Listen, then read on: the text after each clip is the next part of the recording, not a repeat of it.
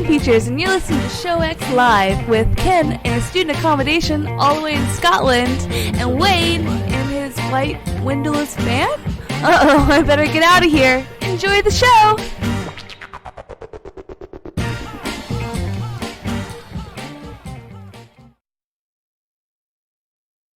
Hello, everybody, and welcome to Show X on VTWProductions.com. You listen live at 2 p.m. Eastern, 7 p.m. GMT on this Sunday, the 26th of August, 2018.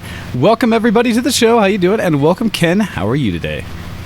Oh, man, that was crazy timing. So my graphics card update just finished, and it killed the audio for like 2 minutes, and I heard nothing. Right? And then I heard, welcome to the show, and I was like, oh, crap. We're live. Nice.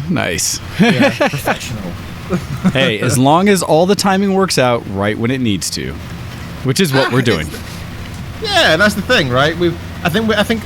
What number show is this, by the way? This is episode 356 for Show X. Right. I think we've had enough experience to be able to just hear we're live and be okay with it. So it's not that big a deal. It happens, and we're here. Yes. Yeah, it's just a thing now. I'm good. I'm really happy to be back. I'm really happy to be sitting comfortably at a desk with a computer to do the show, because that is something I've missed. And actually, there's one of the issues, something I should probably bring up, actually. When I was down south, and I kind of realized that I don't actually own a computer, like, at all. And oh, right now you're like completely out because you don't have a gaming laptop and you don't have a proper desktop. And it's really not been that big of an issue because I've got my office computer, and I've also got my work laptop. So I've got two work-related computers that I can use, and I actively use them both every day.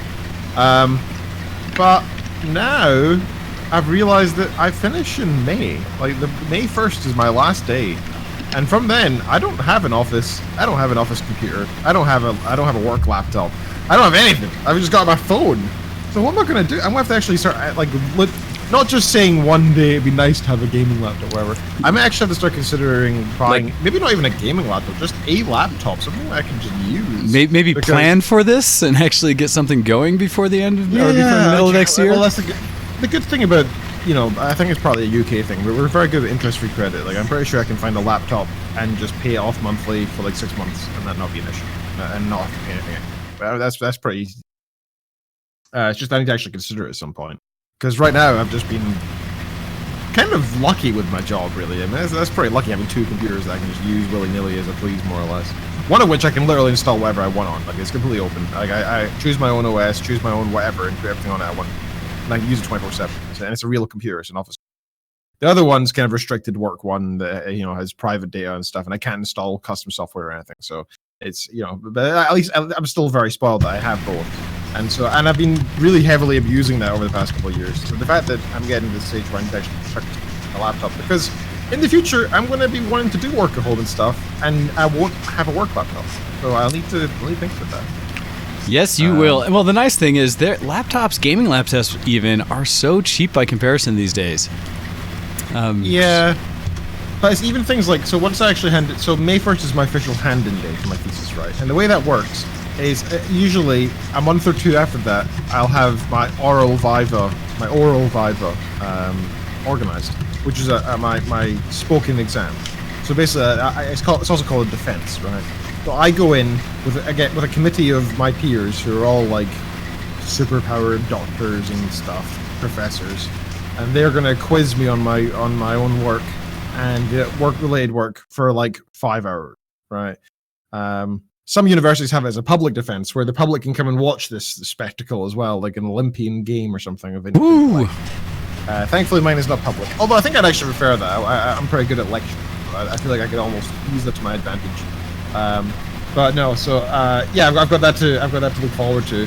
But the thing is, there's like 2 month period between that, where I need to get ready. So I'll need to have some kind of laptop to do research and prepare for it. And afterwards, it's very, very, very rare to get a pass, right? That does not happen. People don't really pass. It's like less than like 5%, which is full pass. Most people get corrections. So you've technically passed, and you're on the criteria that you fix these small errors in the next month or two, usually. but that requires a laptop. And then even more commonly, people pass with major corrections, where it's like, okay, that you pass, but in the next 6 months you need to rewrite this full chapter, which is like, a year's worth of work. Like, it's a huge thing, and that's pretty common. So if I get anything that's not a pure pass, I need to go do some work at home. So I need a laptop. I will need it. Yes. Something I've been pushing for you to do for a while now. Yeah, but it's been a want up until now. Now it's becoming a need, and again, not a gaming laptop per se. I would like one. I don't. So the key is you just need a laptop with a discrete video card. It doesn't have to be called a gaming laptop. What? No, so I say this also because when looking at laptops recently, depending on your form factor you prefer, you can get really great gameable laptops for $1,000 here now, which is fully capable. Nice i5s with decent RAM, SSDs, and discrete video cards. And I think it's going to be even more apparent now with some gaming news out there, like with the announcement of the new Nvidia cards, that current generation things might get cheaper. And so it might even be easier. It also depends on how Bitcoin stuff goes in the next little So while. the nice thing, at least here in the States, it's basically died. And so we're at a point now where Bitcoin is not an issue. It's not even a consideration. It's something that we've already seen video cards get back to essentially their regular prices where they should be.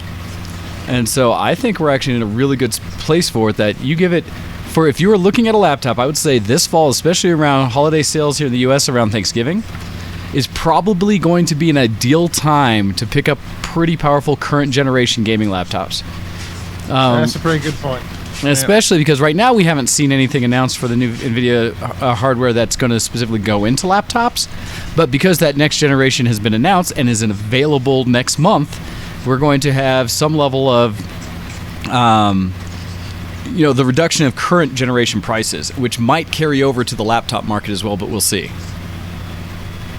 That's true. We'll have to wait and see, because it's first of all, it's the US versus UK difference, right? Like there is. Electronics are super cheap in the US comparatively, whereas here it's often overly expensive for kind of older stuff, comparatively, I said. So we'll wait and see. Like I would very much like to do that. I would very much like to buy a new gaming laptop, and that would be the ideal situation. But we'll see. Okay, so that was a side note anyway. Let's see what else. I had some car issues going up and down from Ipswich this past couple of weeks.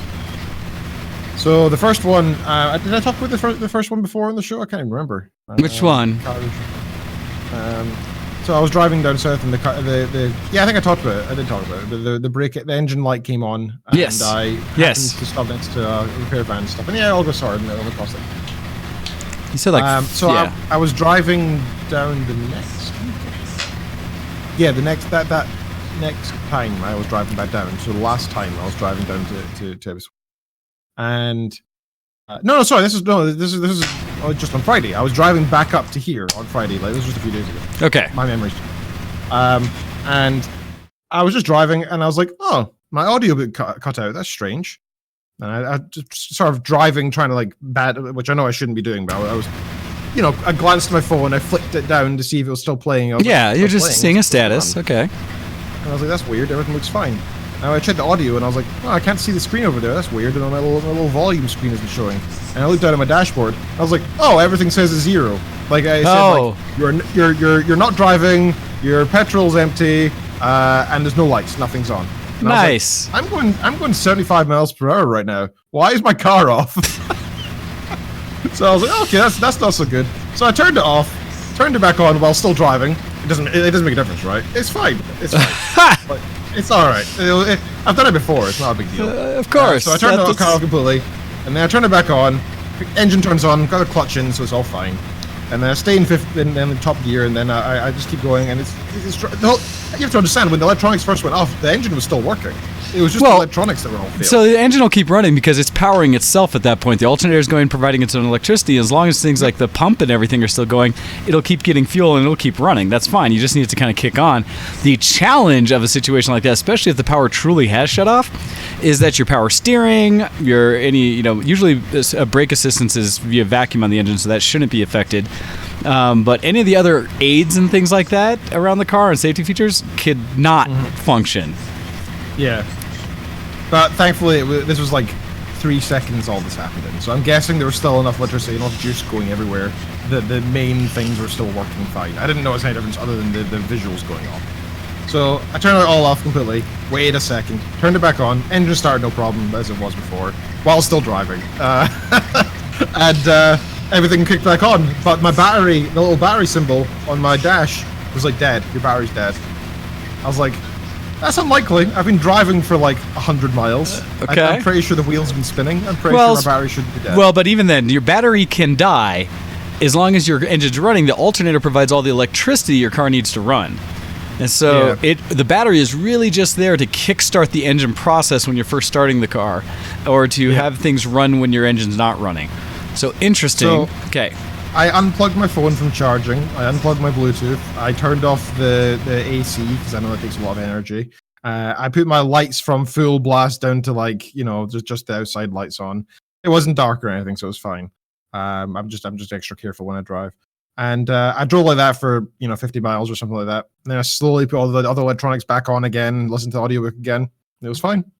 No other issues all the way back. And since then, I've been driving on and off from here to there, little places, longer drives. It's been fine. Don't know what happened. I'm guessing the battery just went, I'm tired. I don't know. that is an odd, that's an odd one. I don't know what to say to that. So, yikes. Glad it worked out and that nothing bad occurred, because that could have been much worse. And so, okay. It could have been, but it seems fine. So, it's a dumb random thing, but I feel like such an idiot with cars when stuff like this happens. So I'm just like, something bad happened, but it fixed itself. Should I really be raising it? Like, should I really go to like one of the ridiculously expensive garages here where they're going to gouge the crap out of me because they know I don't know anything? For the most part, I'd say no. And if something odd happens in the car, there are a lot of things that happen that are a one-time thing, that it's just all circumstances happen at this moment and it went bad. So I think it is okay to just track that and be aware in case something happens again in the future. I agree. That's kind of what I thought. It's just keep an eye on it. Make sure that you know that it happened, and make sure that you're just wary. And that should be.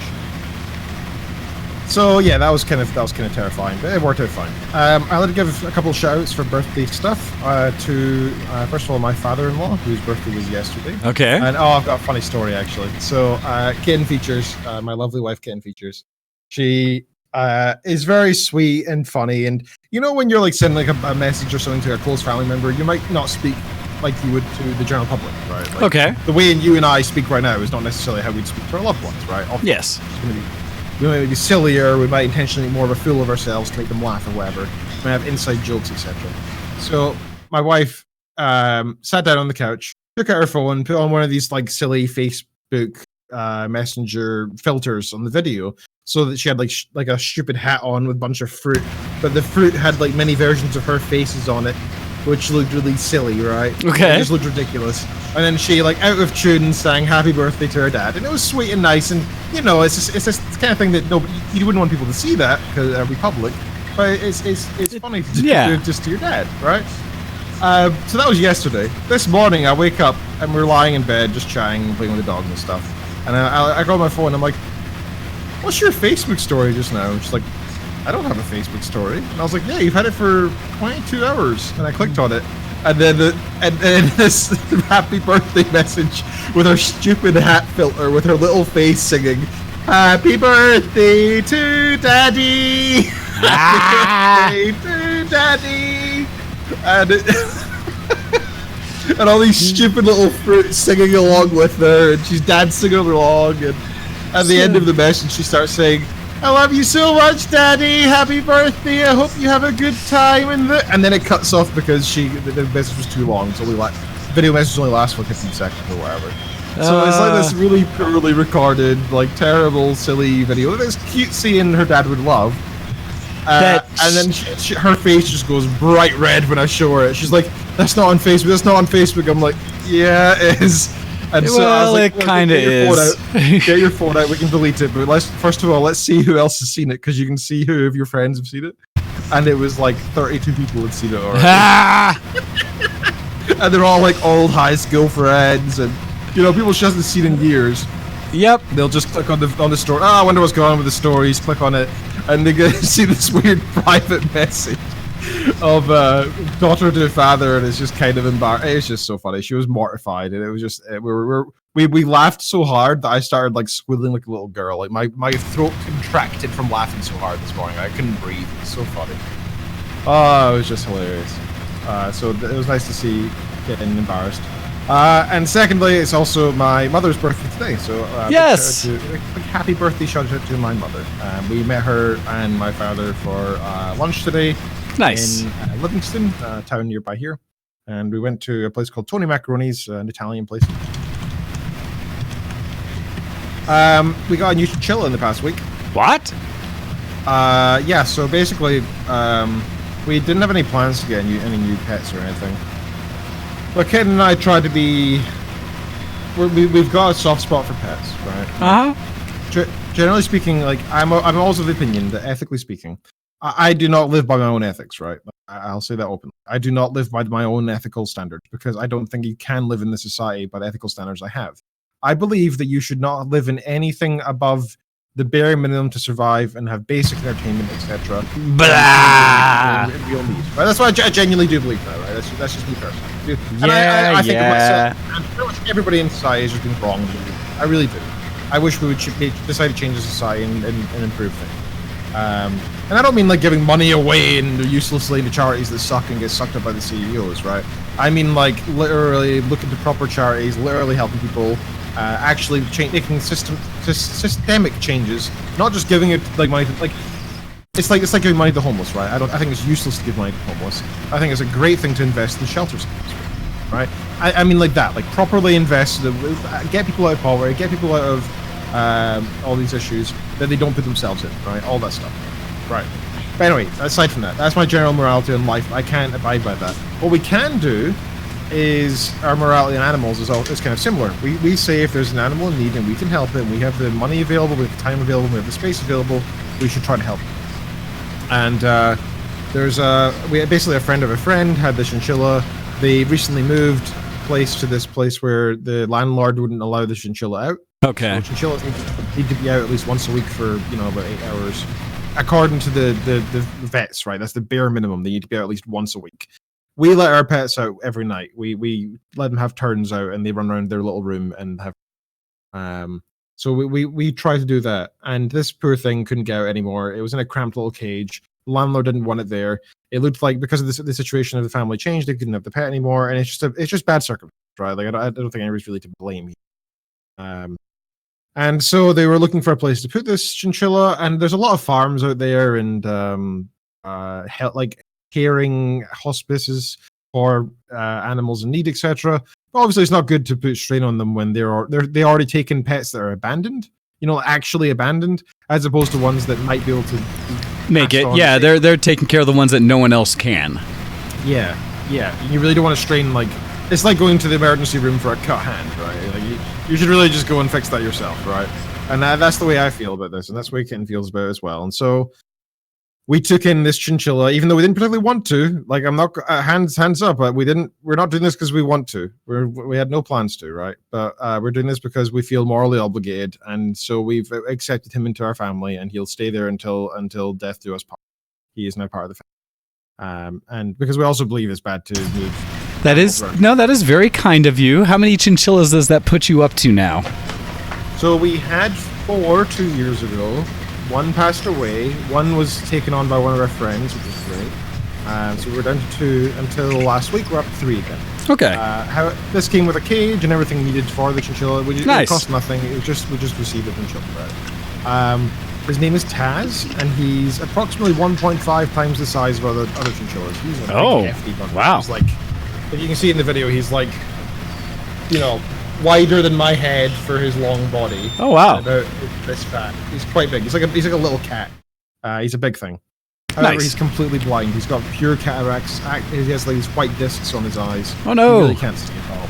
Poor thing. But he's really, really super soft. He was described as ancient to us, but I looked at him and he doesn't look that old. I'd say he's middle-aged, maybe like 12, maybe 10. But he looks like he's a cute little thing, and he's really social. Unlike our current chinchillas, he actually likes being held and clapped and stuff, and that's kind of nice because it means he's a bit more like fun to actually play with. And so we got a new chinchilla, and that's that. Nice. Right. Now, and I'm horrible for saying this, but the one that passed away, is that a fine set like mitten yet or not? Or no. Ah, but Ken, so Ken soft. This is where me and Ken, as a married couple, as a team, came to a decision. And originally, I'd planned to be like, well, we should take them to the vets and have them just sent away somewhere that they deal with dead pets, or we could go and bury him in the woods somewhere. And she was like, no, that's horrible. We need to bury him in our garden so he's close to us. And I was like, I don't really see the point. And she's like, no, it means a lot to me. And I was like, all right, hands up, okay, that's fine. We have a stupidly rocky, grassy garden, like really, really rocky. So it took me like 3 hours to dig a hole. Right? It was just such a pain in the butt. Like I'd dig like 2 inches of dirt, and then there'd just be this huge rock. Like I had to dig up elsewhere before I could. Oh no! Yikes! But we managed to get him in there, inside a cardboard box, kind of sellotaped and stuff to make sure that no cats can get to it, etc. Then buried on top of rocks, etc. And a flower pot. So he's there. Okay, so that's enough chinchilla stuff. The last couple of things, I mentioned that I'm going to be looking for a job in Maine. So yeah, I've started applying for jobs everywhere. I've applied. So I'm doing that thing. This is my general opinion in life. If you're looking for a job, and even when you're not, you should always apply from the very top, right? Apply for the very most lucrative, unlikely positions, because you're never going to get them if you don't apply, right? Absolutely. You're never going to be handed, like, I don't know, program manager at Facebook if you don't apply to Facebook, right? You need to apply to get the job. So I've been applying, first of all, to all the stupidly unlikely places like NASA, CERN, Google, Twitter, Facebook. I looked at Blizzard, but sadly there's nothing there that... They don't actually have research, weirdly enough. They just seem to be doing software development and no research. And a few other places. So I've been applying wherever I think would be something of a dream job, right? I also have been applying for dozens of universities, because that's the likely path I'd like to follow. Not as well paid, but it means I get the flexibility of working in the uni and the prestige that I think, my own personal prestige, is cool to work. No, those are kind of tech companies that everybody dreams to work for, so that makes total sense.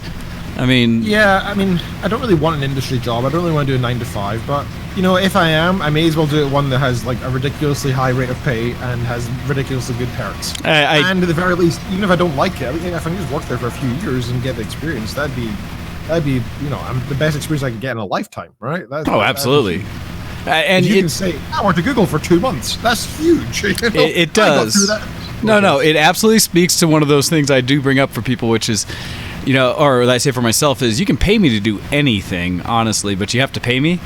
And so it's, it would be one of those that'd be interesting. That's but pretty much it, right? Why not? It would be great to come out with something that you can claim for that. Realistically, I'd probably work there for quite a while or something like that. That's a huge opportunity. Like I said, it may not be my number one, but whatever. Okay, so that's that. I just wanted to say that that's now like an ongoing process in my life. You'll probably hear a lot about that. Cool. Last thing I wanted to mention. Sorry, I'm taking for a long time here. Oh, you're fine.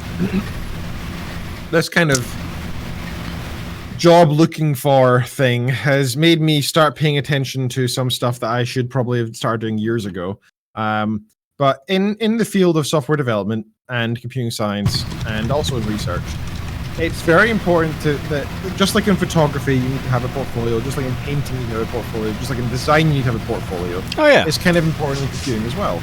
And a lot of people who do a PhD will have the code that they use in their PhD to show, right? They'd be like, I worked on this project. Here's the code. It's quite impressive. Look at it. I can't do that because all of my work is proprietary and owned. Oh, I hate that. All of it. Every single piece of code I've ever written in the past 4 years. Some of which, by the way, literally in use by one of the largest companies in the UK to schedule their employees. That's damn cool, right? Like I can say it, but I've got no proof. Like they'll probably back me up and agree with me and say, yeah, we use it, that's cool. But they can't look at the code and see the quality and see the complexity behind it, which is really important research, right? Just show what the level of your coding skills are. Because you can have some researchers out there who don't code, right? So I'd really like to be able to show what level I am. And that's the plan. However, I've had no way to do that. So there's this thing called GitHub, for anybody out there who's a software developer. GitHub is basically just a place where there's these things called repositories. Yep, a place to share. Yeah, it's a way to share code. It's a library. It's a library of software, right? But not only do you show where the equivalent being where a book provides a story, but the book also provides the writing, and you can look through all the writing. Imagine you were looking at this, like the back end of the writing, but there's also notes explaining where to go, time plans, all that stuff, right? All the documentation that somebody uses when they're making a detailed novel. All that stuff is on GitHub for software, right? Every single thing is detailed to the extreme. Like you can literally take the code and modify it, right? That's how open it is. You can literally modify it down to a grain. So in the past week, actually, I've now uploaded 3 repositories. You're welcome to look at them. They're standalone. You can download and use them if you want. Only 2 of them are going to be completely boring because they're entirely research based, but one of them's not, and I'll explain that one more in detail. For anybody interested, and anybody who has any idea what I'm talking about, because this is getting quite specific computing science, I have an example of a simulated annealing algorithm and an example of an evolutionary root and a stochastic recreate. And Obviously, basically what they do, these are really, really simplistic versions of the algorithms, which is intentional because the second one, my supervisor created, right? And this is what I've been using in my paper. So the second one's a really simplistic example, so people can look at it and be like, "Oh, I get what that actually does," without having to read through the science, right? So that's why I wanted to have that there, even though I can't reference it in my papers because it's too simplistic and it's not actually the same problem I'm working on, because that would be a breach of philosophy. This is just a purely simplistic example, and the problem it's solving is pretty cool. So I don't know who here knows and who has seen Star Trek: The Next Generation, but if you look in chat right now, in the in the Twitch chat, I just put a code, right? 173467321476 Charlie 32789, etc. The one that you memorize? Yes, that one. So that's the command authorization code used in Star Trek: Next Generation episode called Brothers, I believe. Season. I don't even know what season it was. I don't know, but it's from Star Trek: Next Generations, and basically it's this long code that no human could work out by memory straight away, right? Because if somebody reads to you 10 numbers, the likelihood of you saying them back are already pretty low. Try doing it with 50 numbers or so, and a bunch of Tango, Victor, Charlies in there as well, right? It becomes pretty unlikely. And so if you think how difficult it is for a computer to crack that quickly, that's exactly what these algorithms do. So we tell it, first of all, this is what you're trying to work out. It then randomly generates text, and through it's something called a fitness function, which basically says, I know what this solution should look like, but I don't know what the solution is. Okay. So for example, if you were trying to schedule a bunch of employees to work over 10 weeks, you know what that schedule should look like, but you wouldn't know what the schedule is, right? That's kind of what it does. It looks at using some background knowledge of what a general schedule should look like. It manages to generate a real schedule, but in this case, it knows what the string or the text should look like to an extent, and then rates it based on each time it generates something, and tries to improve it until it gets to the final version. And so, Hando says you should close your gate a bit more, by the way. And so that's what it does. Now, both of them work. Both of them will successfully crack this code within 2 seconds. Right? They're really simple algorithms, but they work quite well. Simulated annealing is a very simplistic one. Evolutionary root and stochastic recreate's actually probably too complex for such a simple problem. It really works better with more complex problems. But it's a good example for both, and you can check that out if anybody's particularly interested. Cool. The last one I wanted to mention, and one that people might actually be interested in, generally speaking. You ever seen the Chrome extension? I think it's called Timestats. That one I have not, but I'm assuming it has something where it tracks time. Yeah. Okay. Here it is. It's a link in the IRC there. I did not write this. This is not mine. It's called Web Time Tracker. Basically, it watches what website you should go to, and then it stores it all locally, and it shows some graphs of like what you've been looking at for different Chrome tabs, right? And how much time you spend on each one. So if you spend a lot of time doing work, like I do on Chrome, it's quite a useful thing to have installed, because then you can see how much time did I actually spend doing work and how much did I spend looking on Reddit, right? Yeah. It's pretty interesting to see that, and it's pretty useful because it helps you get a kick up your own butts. and it's just generally interesting. The problem is if you do work elsewhere on your computer, or you like playing video games and you like to just generally track what you've been up to, as far as I'm aware, there's nothing out there to do that. And that also does the Chrome stuff. Okay. So I wrote a really simple app in Java. What it does is it monitors which window you have active, and it grabs the title for it. So when you Alt-Tab, and maybe not Windows 10. Okay, when you hover over any window at the bottom, and it shows that title at the top. Like if I'm hovering over the Twitch chat, it says that the title is VTW ShowX Twitch Google Chrome, right? It stores that information that it says that this is the current active window, and then it saves per second how many seconds you spend on each window. And then it stores it into this just a local data file known as a CSV file, comma separate value file. And it allows you to view it as a pie chart. That's all it does. So you can tell it to pause, you can tell it to start again when you want to. You can tell it to clear the data quite easily. You can view the folder where it stores it all. And it also has a link to the original GitHub page as well. It's under Apache 2.0 license, so pretty much everyone can download it and do as you please with it, as long as you reference me and stuff. Check the license for full information if you want to modify. And it honestly took me like 4 or 5 hours to put together something, but it's nice to have something there, like, look, I did something. I have published something onto GitHub, and it's a real bit of software and it works. And that's very satisfying because it means that there's some kind of proof that I am actually a developer. So check that out if you're interested. There's a link in the IRC now to my GitHub in general, where you can see everything there. All 3 of those programs. That one I've dubbed Kronos after the Greek god of time. Nice. Which I thought would be appropriate. So if you are a tech company leader or someone who recruits and hires for those in the UK or worldwide and need audience members from the UK and would like to see a soon-to-be-available coder and their work, check out Ken's GitHub, and you too can hire him. Yes, that's true. It's actually, by the way, just before everybody jumps on me for saying it's wrong, it is intentionally the wrong name spelling. No, it's intentionally spelled. It's a name versus the actual thing. Cool. All right, so that's been my week. And I know some of that was kind of geeky towards the end, but I thought it'd be more appropriate here to start. Oh, that's all right. I was going to say there's not much I can really say that's any more or less so for my geek as we go into what I've been doing. In fact, all I have listed really, and it kind of goes back and forth on the whether it's geek or not, is looking at what TV I finally have been watching again. Now, granted, this has been in line with also doing other things, because I still have the computer down in the basement. I have these large speakers I've hung up down here so I can, as well as ones around the floor that I can turn on while doing other things. And so I've been doing the multitask thing where I've been watching some seasons that I've been way behind on while also working on costumes and fixing 3D printers and other things down here. So the one I was going to bring up is I just binged all of season 2 of Jessica Jones. So that I could finally start to, catch up with what's been going in the television version of the Marvel Universe. I had seen a few things out, and I was like, "Oh gosh, I haven't watched that or the season of Luke Cage yet. What am I doing?" And so I binged all of season 2 of Jessica Jones, and it was one that I know I had heard prior, kind of some mixed reviews of. I loved it. I thought it was great.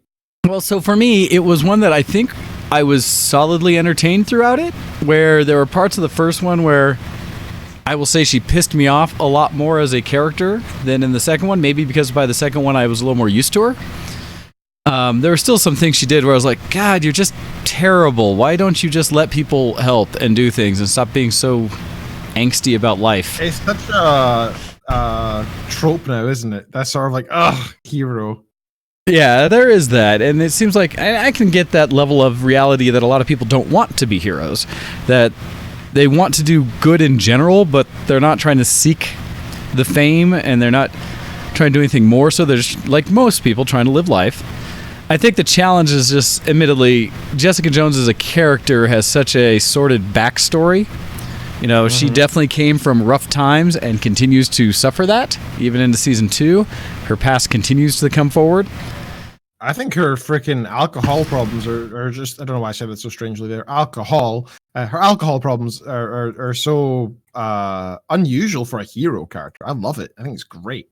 It's much more realistic, and she explains it multiple times that that's why she turns to alcohol because of all the other crap she's dealing with, and liquor past. And they had a great scene in there.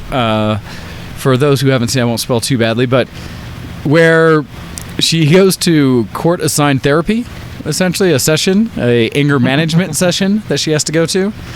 And she just basically goes in there and tries to do what a lot of people do and just says, I want to just be out of here. Could you just sign my paper, let me go? And the guy's like, after you sit here at least the hour or, join in. And so she gets to listen to a bunch of people go through their problems, and they're legitimate. I mean, people that have some serious issues in anger management, and, a guy who would just beat his girlfriend kind of thing and such like that, and talk about what would cause so much anger and why. Just all these back and forth. So, it's not like a pleasant scene. But what I was entertained by it is that at the end, when it comes to, she finally gets fed up enough, she's like, all right, I'm going to do this. And jumped up because she was so frustrated that she was wasting time when she should be doing other things, that she grabs, the ball that they're bouncing against the wall to kind of give them something to concentrate on as they're, aggression-wise, as they're kind of reliving or talking about the things that they're suffering. And she does a great summary of most of the things that impact her life and have created her to be the way she is, as well as things you've witnessed through the first and beginning part of the second season of just this quick thing of having killed people, having destroyed relationships, and having gone through all kinds of nonsense. She does it so forcibly in such a quick thing, and then just puts a lot of effort into hitting that ball or throwing the ball against the wall, thus putting a hole in the wall almost. And the whole group that's sitting there is just looking at her like, where... Not to say that it is, but it definitely, from her perspective, shows a level of justification for her anger. And at that point... all this just scares the crap out of everybody. Oh, it does. And she turns to the guy then and says, am I done? And he just, signs the paper, get out of here. You are dangerous to the rest of us. We do not want you here. But it was... I enjoyed how they went with it. There was... Equally towards the end of the overall arc and story, some character development that I thought, or kind of, I don't know if it's development so much as just, we got a great resurgence of one of the best characters from the last season, and that being, David Tennant's character. Basically, he comes back and reprises, was it Kilgrave? Yeah, Kilgrave, yeah. And basically as her remembering things and kind of how influential, how much influence he had on her life, how much he messed with her mind. And those scenes I thought were actually really good. Because he's a phenomenal actor, for one. And hadn't been a primary part of it. And then when he is reintroduced just to kind of do a piece of it as kind of a memory thing, it was so good. And actually got to a point where I was like, he is still influencing her and is going to make her do some crazy stuff. Yep. And so that was tense and fun. And in the end, I enjoyed it. Now, there's some challenge I have, though, as a whole. This was definitely a standalone Jessica Jones story. They had very little crossover with any of the other Defender shows in this one. Some of the characters that have been there... She has a little fling, right? That's about it, though. Well, but in this one, I mean, there's one scene in the whole thing that you see Fuzzy or whatever from the Daredevil series, because he's working for the high power lawyer gal, or in the same office at least. So you see him once, she's back, but she kind of crossed over all of them. And in fact, I don't even know if we got to see the gal who really tied them all together before, the nurse. I don't remember if she was in this one at all to tie them together again. So that might be completely separate now. I know that they I don't know if she's... They definitely meet in the Defenders itself, right? Yeah, in Defenders. And now that it's after, I don't know. There just wasn't a whole lot of crossover. The other piece of it is I was a little disappointed that they didn't speak to any of the greater Marvel Universe. Because in this one, and especially because of the main antagonist in this one being another as we come to learn, Jessica Jones, somewhat spoilerish, is not a mutant in the sense, or, in official Marvel Universe, the different classes of kind of how people get powers or superness, she falls into the category of an altered human. And so something occurred to give her power. And And so there were others in the process that also received power through the same means. But it's weird to me because in this way, Jessica Jones was almost so divergent from or just separate from the Marvel Universe that they didn't talk to any of the bigger things going on in the Marvel Universe, even though we know they're all connected. This one, they didn't really talk to it. And so I was a little unhappy that we didn't hear anything about other supers in the world, and that some of the characters in there that were talking acted as though they were the most powerful kind of people around. When it's really the minor characters who are like, oh, I'm kind of strong. Yeah. Should really be terrified of these proper supers. Well, they should have reference of like the Hulk, right? And a literal god, Thor, and things like that. And yes, Sarathis, you are correct, and I thought of the same thing. We were talking about the alcohol issues in Jessica Jones. In the comics, and they showed it briefly in the one movie, I think the second one, Tony Stark had that same problem as Iron Man, that he went through a scene or a time frame when he was a raging drunk. Which is also awesome, yeah. I need to check. Let's see. Sorry, I'm looking, Ken, and for a moment it looked as though your face in the video feed was not moving. No, there it is. Okay, it's fine. Nope, I'm just very still. Yeah, I was going to say, well, because every time I looked up at it, I saw like the same kind of smile expression. And so maybe you just have a default. Yeah, you just have a default there that every time I looked, it was like, there's Ken. I'm just having a great time here, guys. Just happy not to be on your phone this whole time. Yeah, I'm not happy not to be sitting on my hotel room looking at the four walls feeling like a madman. This helps, yes. But overall, I did enjoy Jessica Jones 2. It was a little slow starter for me, but as a whole, it worked out well. She did frustrate me, but at the end, I liked the swings that it kind of went through, most of it. I didn't love the main antagonist in it. That I don't want to bring up because I think that one is a little bit of a spoiler. But I did, as a whole, enjoy the series.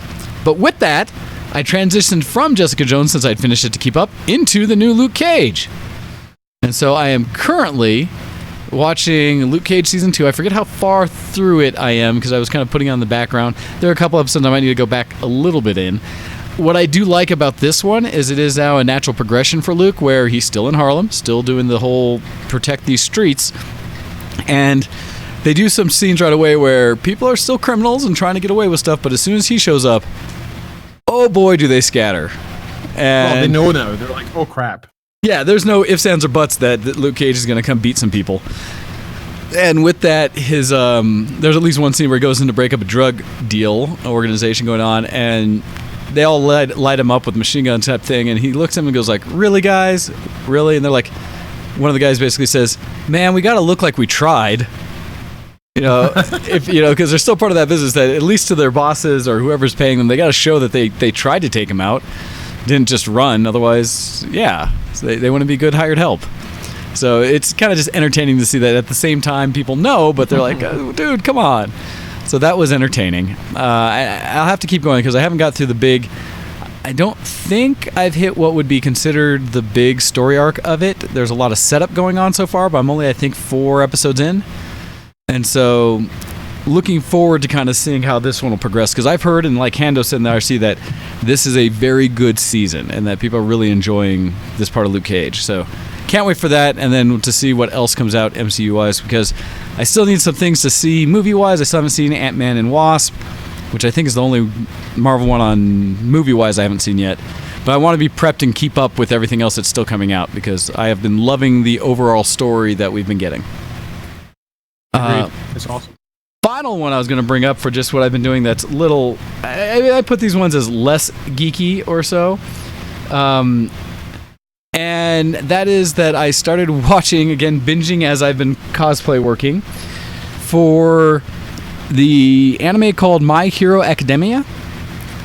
And it's one that has been very popular of late, that I've seen a ton of people talking to about. I've seen a lot of cosplay from since it hit. In fact, the 3rd season, I think, is either just been teased or is out now. And so I binged this pretty much yesterday as I was working on a lot of 3D prints and such. And I understand the hype now, I guess is what I want to say. I am enjoying the heck out of it. The overall storyline this coming off talking about supers, is a world where it basically comes out saying that 80% of the population now has some level of ability or some kind of superpower that they call a quirk. Some quirks are more substantial than others, and in doing so, though, we now have superheroes and supervillains. Still a lot of regular people out there, and a lot of quirks are very simple that don't qualify enough that people would consider them hero-worthy. But one of the most prestigious things you could do in the world is to become a hero. And so everybody growing up is all showing off whatever quirks they do have, and once they manifest, they start going on a path of, can I use this to become a hero?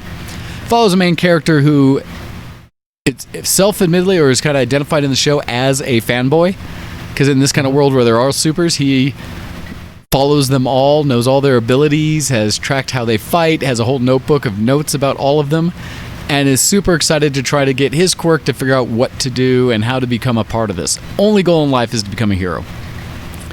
However, as he matures, it comes to find out he has no quirk, and so is left without powers, yet desperately still wants it. And it follows then some of the main heroes in the world that interact, as well as him having his own kind of antagonist in there, where the guy, someone his own age, who him being just the main character, kind of a hero type who wants to be helpful, had helped in several situations where this other guy didn't want the help, and therefore took it as the main guy feeling superior, and so has kind of built up his own grudge. Does get his quirk, and then starts basically, once he gets his, starts bullying the main character because he doesn't have one. Well, as it progresses, it gets into that classic time frame for anime of high school, where things are happening, and there is a prestigious school, My Hero Academia, essentially, that is the school that everyone goes to become heroes, or the main school that people go to. And the main character is trying to get into it and goes through a scene where this villain is rampaging around town. The main character doesn't know what to do when his rival essentially gets caught up by this evil creature and is going to get killed, and even though he has no powers, rushes in to try to save him after basically all these other heroes have had their clocks cleaned by this villain. The villain has basically put them all at a standstill, where they're waiting for a better hero to come up and try to fix things. And this unpowered kid comes running up and starts attacking this thing, just ripping at it, enough so to essentially save the life of his rival, giving him air, but also in danger of getting himself killed. And just before the villain crushes him, the main hero, oh gosh, what's his name now? It's silly but wonderful. Crud! It just skipped my mind. But the main hero in this one, if you see anything, he's got the blonde hair and huge, I don't even know what to call the extra, the way his hair is styled. But when he comes out of it, jumps in there and just defends him right at the last second, is inspired because the main character was willing to risk himself even without powers.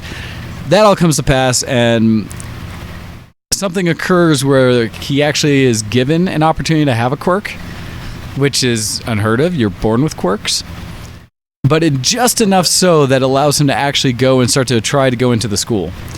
And so it's following his story, but what's really cool about it is, and I've heard this from a few people doing analysis, is while he is the main character, there's a whole cast of everyone in his classroom, and ancillary to that, some other classes that are also going around that you get taste of, where they have made unique stories for pretty much everyone in there, and are finding ways to highlight each character in turn, or at least some of the main ones, so that it's not just a story of the main character.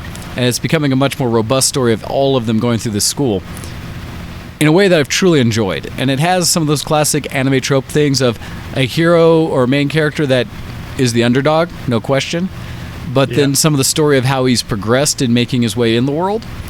And this one's been wonderful because it's done a good progression, I'd say. It's not quite as outrageous as some I've seen, but the fight scenes are really well drawn, and there are moments where the way they do introductions or power-ups or some things like that are meaningful in a way that the first time the main character shows off what kind of quirk he's been given, I pretty much cheered. I was like, yes! I was happy. It was exciting. Nice. And a good time. So it's pretty cool. It's one that I was initially against because I'd watched the animation style. I was a little like, whatever. But now that I've actually given it a chance, I'm quite enjoying it. And let's see, as Hando brings up in the IRC, it says it really doesn't get going until you meet the villain. True. I'm assuming that one's for Luke Cage, and so actually looking back at that one, so I'm looking forward to that. Serathis, though, does talk about My Hero Academia and says a strong shonen anime, nothing special, just competent. Well, and that's the thing. What got me actually to watch again is I do need to bring up some other things that I totally did not have on here. Yeah, let me put that one in there. In the notes, but it was because I had been hanging out recently with some of friends because some people from out of town came and visited, and in doing so, my buddy Sir Pencer, who loves anime, was in town, said hey to me, and really sat down, was like, dude, let me talk anime with you, this, and this, and it was basically 3 that I hadn't really watched, and he just was telling me I absolutely had to, and one of the ones he brought up was My Hero Academia, and when he said that, he said, okay, first season's okay. Second season does pretty good. Third season is epic. And so third season must be in the process. Either it hasn't finished, it's going on right now, but it is available. Because he was like, it stepped up so many levels above that he's just loving it. Wow. And so that's one where I understand what Seth is saying is just competent. And he's saying on the other hand, and I am looking for this one as well, he says One Punch Man Season 2 is in April. And I love me some One Punch Man. That is my god, it was all over Reddit and stuff when that was first being aired because people would not shut up about it. Well, and have you seen One Punch Man at all, Ken? Because I know you don't watch anime or anything like that. Why it is so good, I'm sure we've talked about it before, is because it is a somewhat hyper characterization of all anime. It's over the top and makes fun of a lot of the different genres of anime and very specific episodes or characters from other anime. I don't know if I'm at a stage where I can appreciate it. I don't think I can even appreciate the mocking of it. Like just existing will still infuriate me too much. I think. Like it's mocking in a way. It's one that honestly I would almost want to watch with you to help you introduce it because you can binge One Punch Man and by the end you're just like, God, this is so good. And I know that's against so many things you appreciate, Ken, so you might not enjoy it, but just, it's so good. I'm currently quite happy with the fact that I don't like... I'm not happy with it. I'm content with the fact that I don't like anime. That's just the way it is. Fair. I've tried to remedy it, and I think it's like somebody who hates the taste of mushrooms, right? Everybody else likes mushrooms. I'm not against mushrooms existing. I just feel that, personally, for me, I don't enjoy the taste of them, and I keep trying. I keep trying them, and every single time I'm like, yep, I do not like this. I do not like it one bit. I don't like garlic them. I don't like garlic mushrooms. I don't like raw mushrooms. I don't like fried mushrooms. I don't like sautéed mushrooms. I don't like steamed mushrooms. I just don't like mushrooms. Same with anime.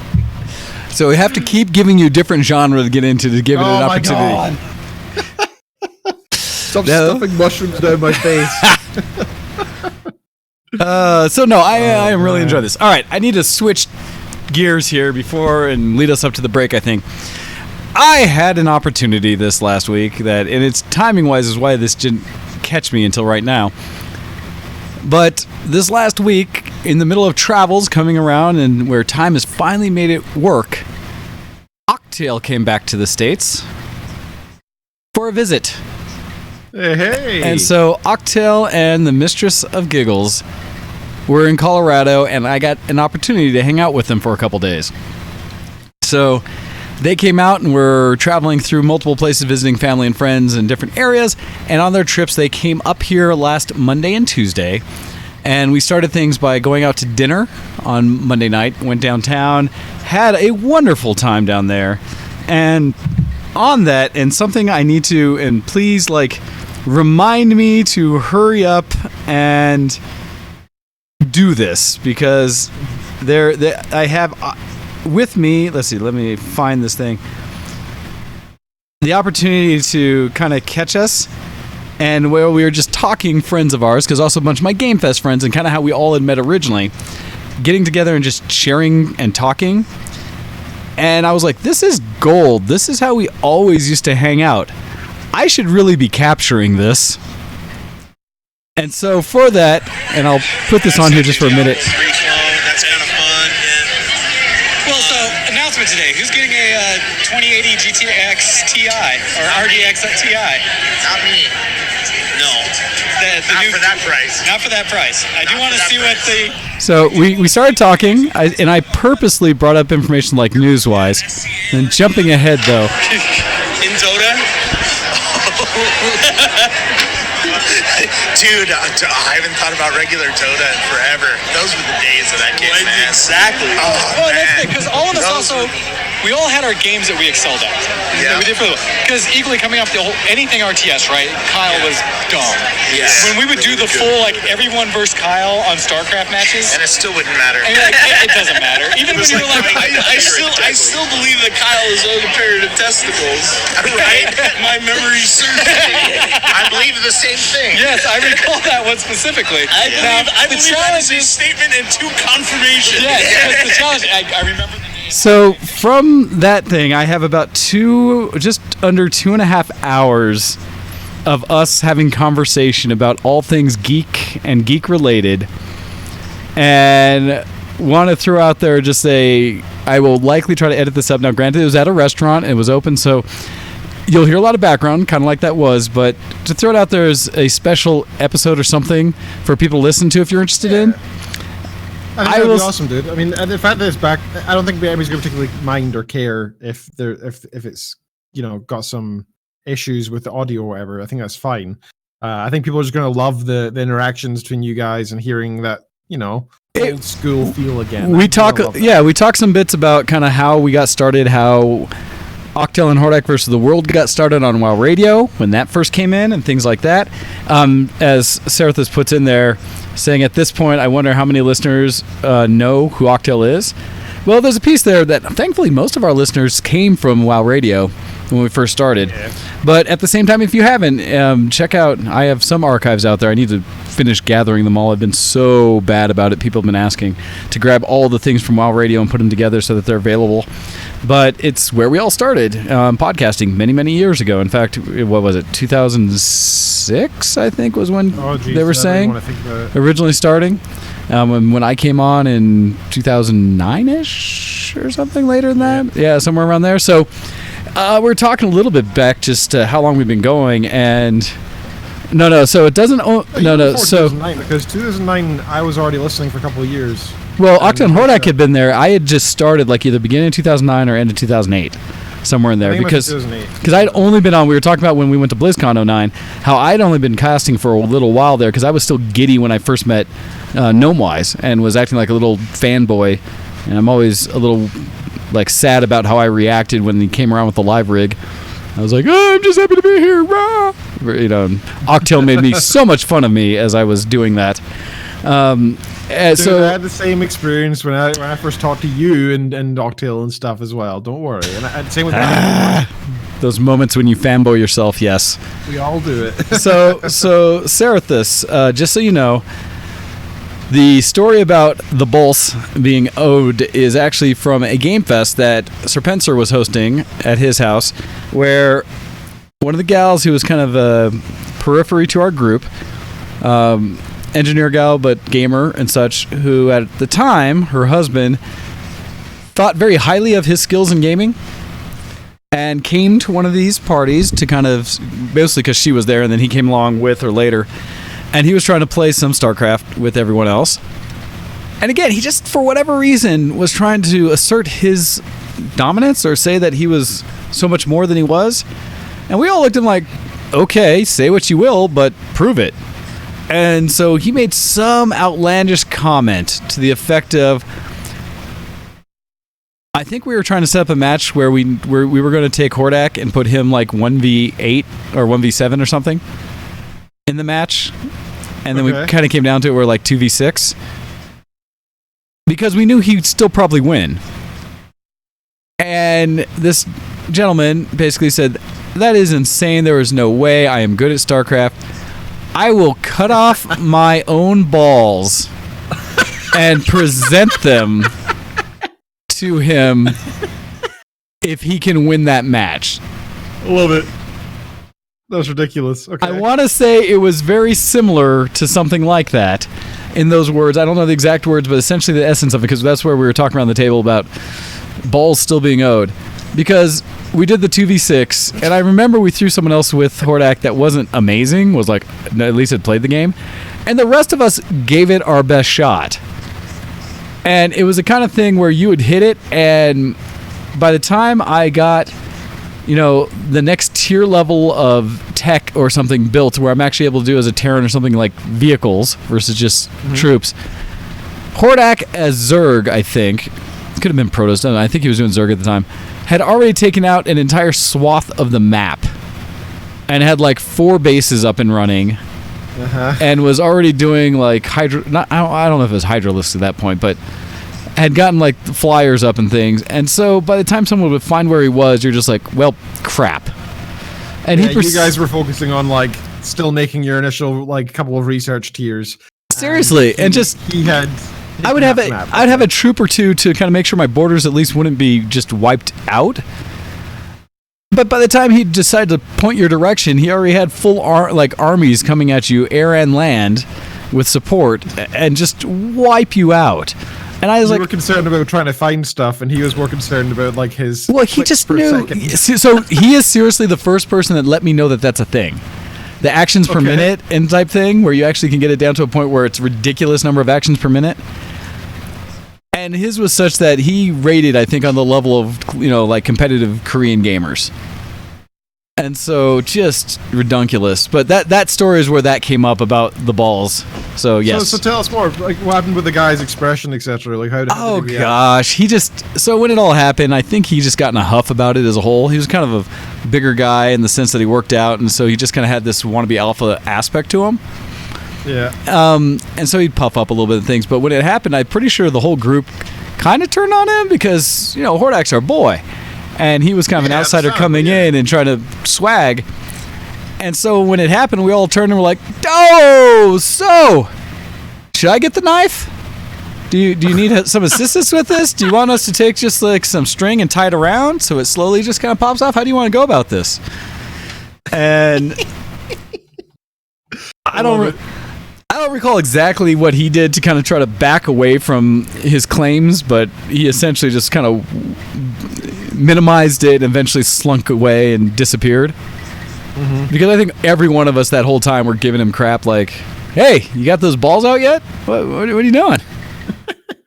But again, it was from his own mouth. He didn't need to throw bravado and try to say that he had more. I don't know why that came up the way it did.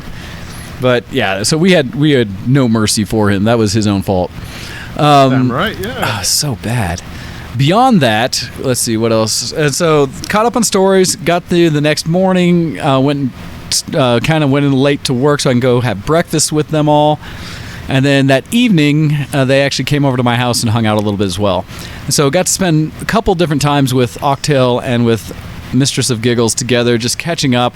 Mog and I had some great things talking because I had gone out to Norway and spent a week with her and talked about how she had introduced me to the show Castle, and we had binged that because she was huge into it at the time, and just hanging out and how, go to Norway, and I got to see the basement of a school for animation for most of the week as I was helping her finish her final project. And stuff, just fun little jokes and things back and forth, but good stories all the way around. So it was really nice seeing them all. So had that, and like I said, some more. I will get that audio put together so that people can listen to that as well. I'll get that posted. It was really good. So that was a fun time. But with that, it is time for us to take a break. So I'm going to kick things over here. I've got things set up. We're going to listen to a little bit of Leo, this one California Dreamin', because a little bit of metal in our lives today. And then we'll be back let's see, how long is this one? Just in under 3 minutes here. We'll be back to talk more about the show and to bring up some news and stuff coming up here a little bit. All right, so we'll catch you guys in a little bit, and we'll be right back. Let's see. Actually, before I do that, just to make sure everything's clean going into the break, we are going to do a restart the audio engine so that hopefully it cleans up some sound and robotic. All right, here we go. Yeah, that's fair. There we go. We will see you guys after this. Send in your emails to showx@vtwproductions.com.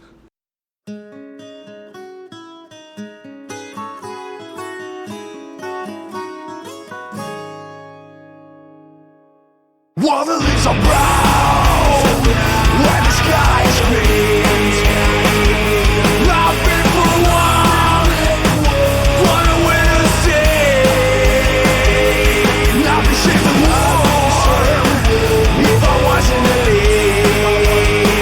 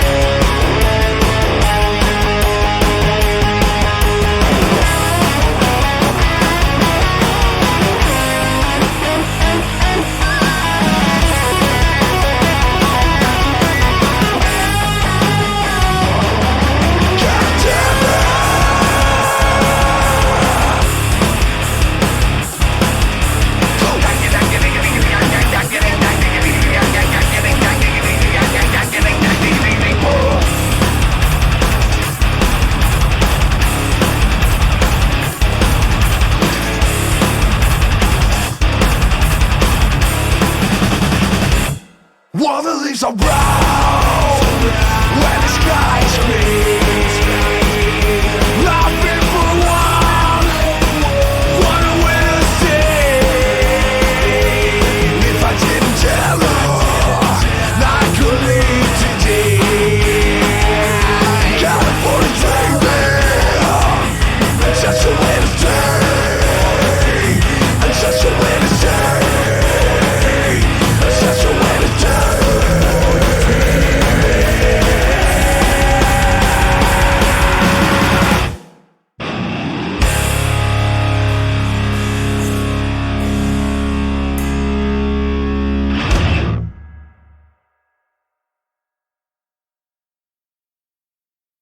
You're listening to Show X on VTWProductions.com.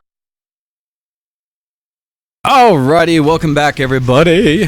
So, as I'm looking over, as I'm trying to get things set up for Melon Dreams, who's here doing cosplay stuff, I was like, oh, find this. I was like, I think the song's over. I should probably go back. So, alright. Now that we are back, it is time for us to transition over and instead start talking about some things about... I'm a geek. Are you a geek? Geek cred level up! So, for Geek this week... Actually, let me do a double check real quick. I hadn't looked since starting emails. No emails. Alright, Ken, go ahead. What have you been doing that's been none. Geek this week, sir? Well, let's see. I haven't done much because I have been kind of struggling to... Well, I've had no access to games or anything, so my geek has been very limited. Well, that, and you just got back from being away for work. You're not just Yeah, playing old school RuneScape, so... I've not even been playing that much, to be honest. I've been mostly listening to audiobooks still, so I'm now on... I don't know if I was on before, but I'm on book 8 now of the Dresden Files. Nice! Which is Proven Guilty, I believe. Okay, yes. Yeah, and I'm still enjoying it. It's still good. Yeah, that's ongoing. I've also reinstalled WoW because of Wayne. What? I blame you entirely. What you were saying before about us all playing together and having fun kind of made me like, oh, I'd like that. Sounds attractive, doesn't it? It does, yeah.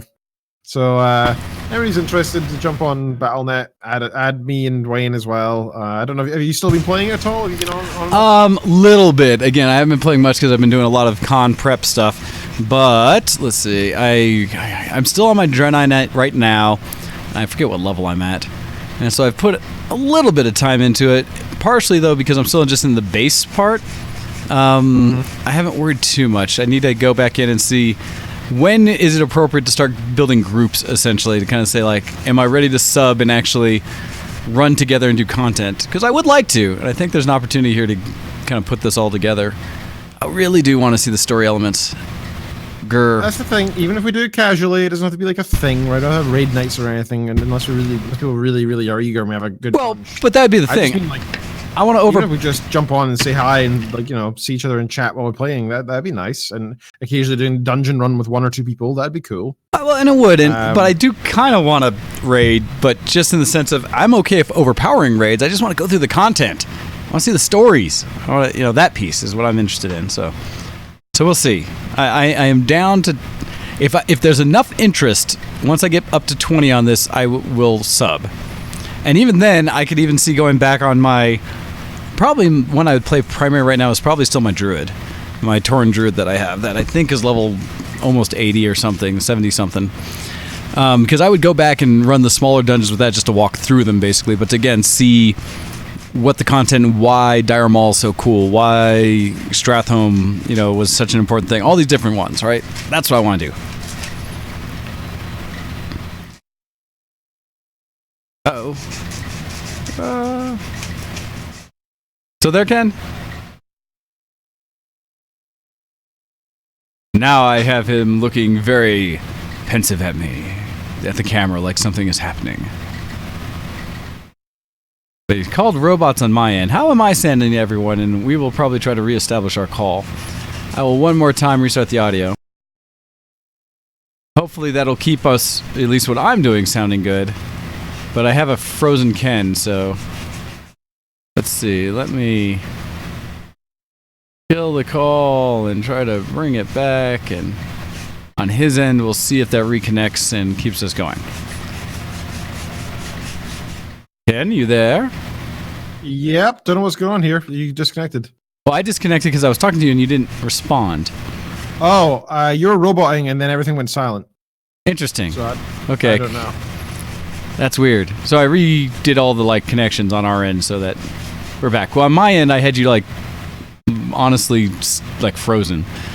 So I wasn't sure what happened there. That might be on my end, but I saw Well, no, nothing weird. just from what I saw. So it might have been just Discord from my end of it. Who knows? Anyhow, so yes, I was just saying that it'd be good to go through the full stories and stuff. But so you reinstalled WoW. Have you done anything with it yet? I only just logged in the past hour, so I'm literally I'm playing through the level 110 initial introduction to the expansion part right now as Alliance. So me, Jaina, and Anduin are currently raiding the ruins of Lordaeron. Nice. I don't think that's a spoiler considering it's in all the trailers and stuff. So it's alright so far. I forgot how bad graphics this freaking computer can do, man. Like I've gotten low. So the cinematics and stuff just look like piss. They just look terrible. That is unfortunate. Let's see. Gaming laptop UK. I remember I'm going to Vegas at the end of December. I can't really. Right now we're looking at our funds and stuff. Oh no.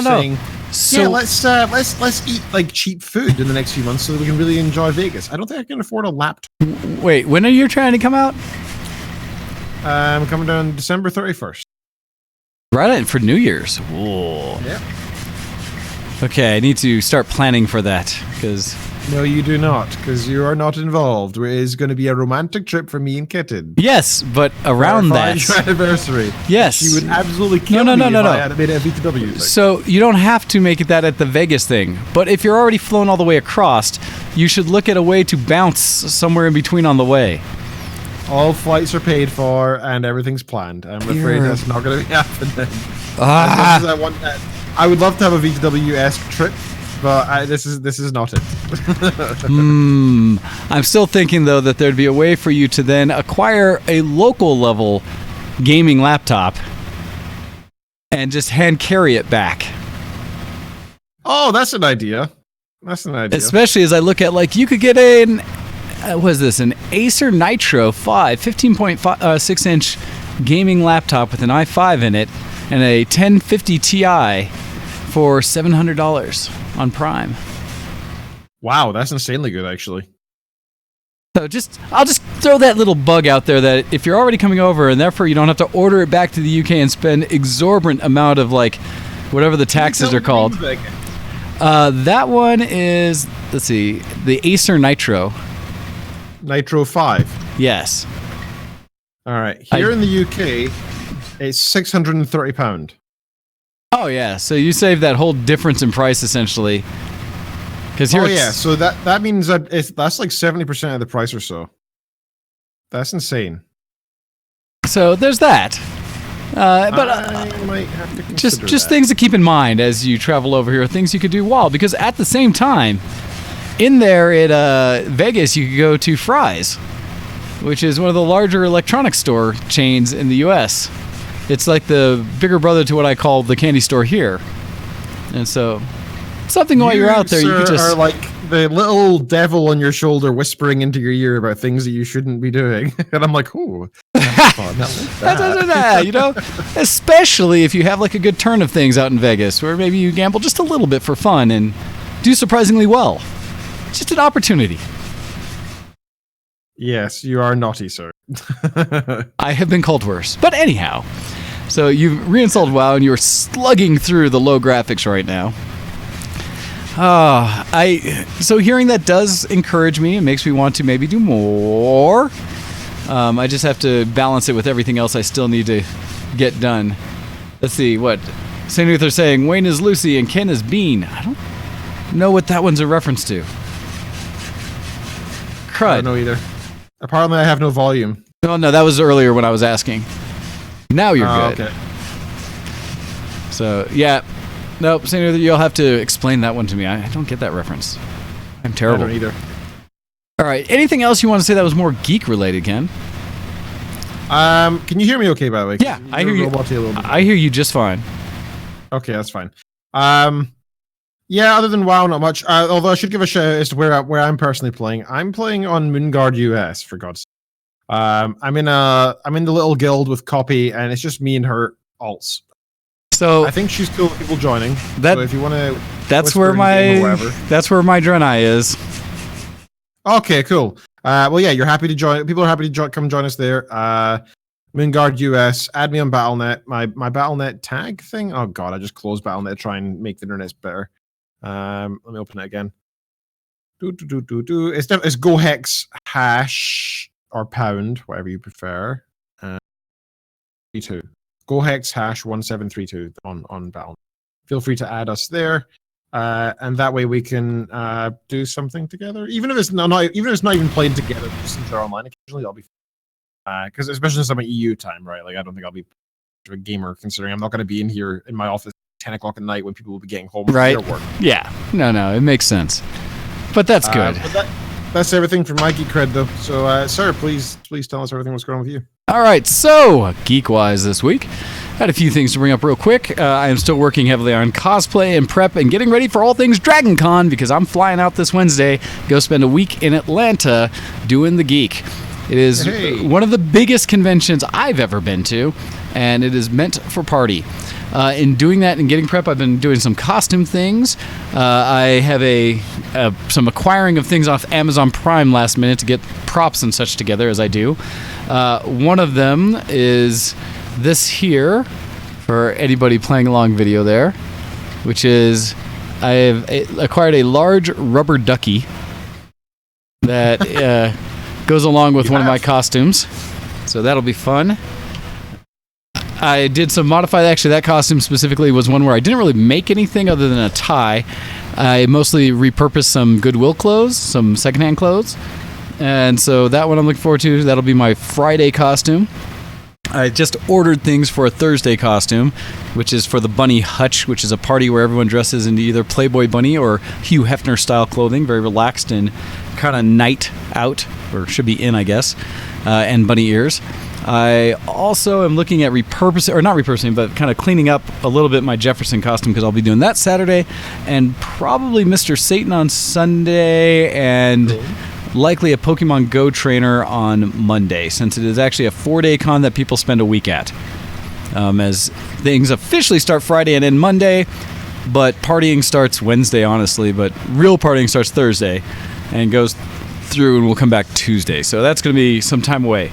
In that, part of what I've been doing also is a bunch of 3D printing, and I'm kind of looking back because there's projects I've been doing for that. Some for others that are cosplaying around with me. I have recently been doing some quick design work for both, for locally the same weekend as NDK, Nandiscon, which is the anime convention pretty much where I started going.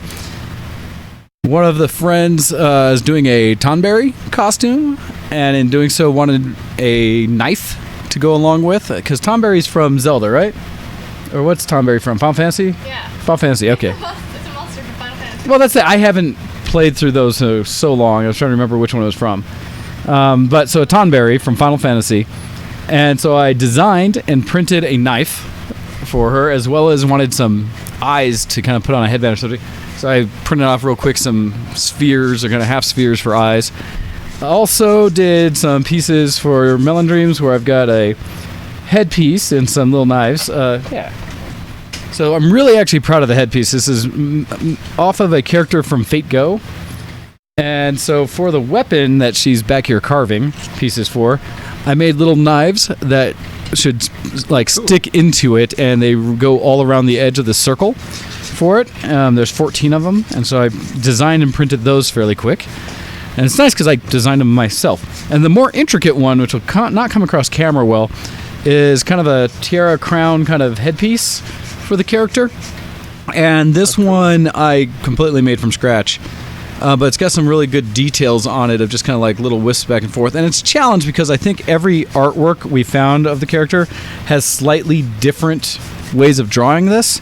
And so I kind of did a piecemeal of all of those designs together. And in doing so, made it what I think actually came out really nice. So we're now just having to do a sizing. I did a print for just to make sure that generally is the right size, but it was too big for my head, so I was like, okay, I need to adjust some pieces. So now we'll do some measuring. I may grab my calipers and put them on her head, get measurements and such, but to adjust kind of the overall size of it and figure out how best we're going to attach it to her head or wig as such for it. So I've been doing some work with that. Also, what I've been doing is I've been working on stuff. All 3 of my printers are working now. Again. Hey, that's cool. My original R1 I finally got running again. I had to buy some more pieces, and I will tell you, Amazon Prime is such a good thing. I actually got things faster than I expected, and they were in here today. So this morning, getting ready for the show, nice. I put it back together. So it's currently printing, as well as my old R1, and then my R2 is waiting for me to do the redesign on this crown piece, and then it'll start printing again. So for one of the rare moments that it's been in the last year or so, I'll have all 3 of my 3D printers working. So that's going on. With that as well, there's a group in Dragon Con, and I'm reaching over to the side to get this bag, where I might have been talking about this to some degree before, but I've been designing my own or modifying designs that are out there. Some of it I built myself for swag at Dragon Con. Essentially, there's a whole group for Dragon Con swag where people either create or buy little things to give out and share at the convention. And so some of the things I've seen is like little perlers that people have done, to artwork and like pins and things like that they've put together. There's one that, like here's one example of a guy. He's dresses as JJ Jameson from Spider-Man. And nice, cool. The swag he's bringing are a bunch of buttons that say like NY Love JJJ, J. Jonah Jameson. I read the Daily Bugle. Yay JJJ Mayor for 2018. Things that say have a Spider-Man face on it. It says just say no to menaces with a Spider-Man face. A Spider-Man face crossed out saying end the menace. Stuff like that. So just very character-driven kind of little nonsense.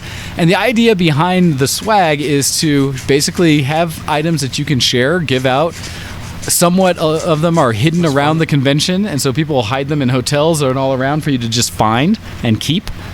And it's done very much with just this idea of giving, that it's not about receiving. I'm going to be down for either trade or gifting, but I wanted to have ones to go with each of my costumes.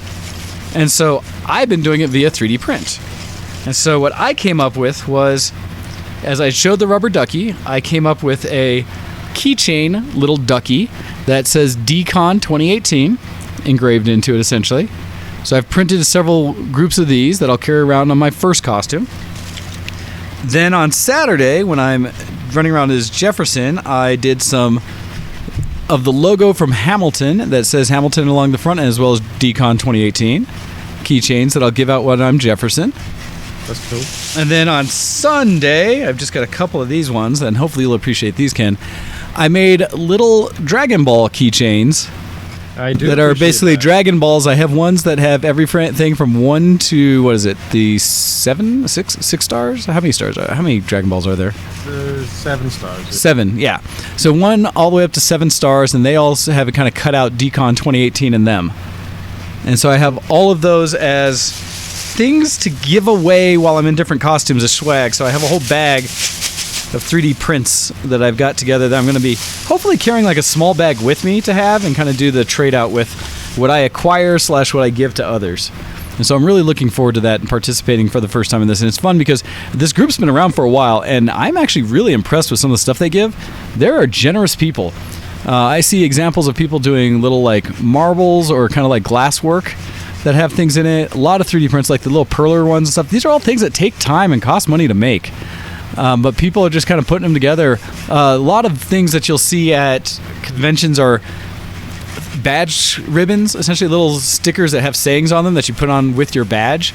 And so you can kind of gain a bunch of fun little silly sayings and such. And so I've seen some of those that people have done. Some people have made some little dragon eggs from Game of Thrones, just all these things to give out and kind of hide around. So, you know, it's pretty smart because a lot of these cosplayers and stuff, a lot of their income comes based on hobbyist stuff, right? They either sell their social wares or their online wares or whatever, right? Advertising through YouTube videos and stuff, right? So a lot of them actually do this as a career. And this is a great form of advertising. Like, it may cost a little bit, but people will feel appreciated the fact they're getting cool gifts, and they'll be well, absolutely check them out more. Well, and it's funny too because it's even beyond, because it's not just cosplayers. There's people. What's this one?